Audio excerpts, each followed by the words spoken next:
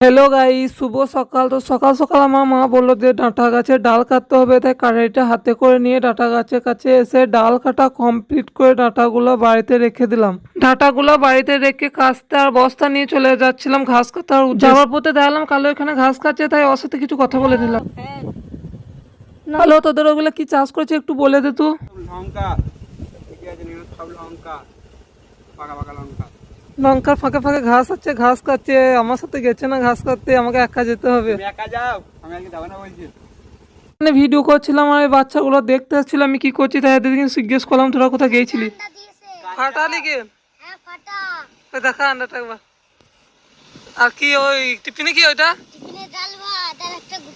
তো guys finally ঘাস কাটা কমপ্লিট করে বাড়িতে এসে গোসল করে দুতলার উপরে জামা মেলা ছিল তাই আনতে যাচ্ছিলাম, আর আসার পথে দেখলাম রোজ খেলা করছে, তাই তোমাদের একটু দেখিয়ে দিলাম। কি করছিস? তুই চালিয়ে দেখা একবার মোটরসাইকেলটা। বাবা মোটরসাইকেল হাওয়াতে উড়ে। এই জামা পিন্ডে জোহরে নামাজ পড়া কমপ্লিট করে বাড়িতে এসে কিছুক্ষণ কোরআন পড়ে আজকের ব্লগটা শেষ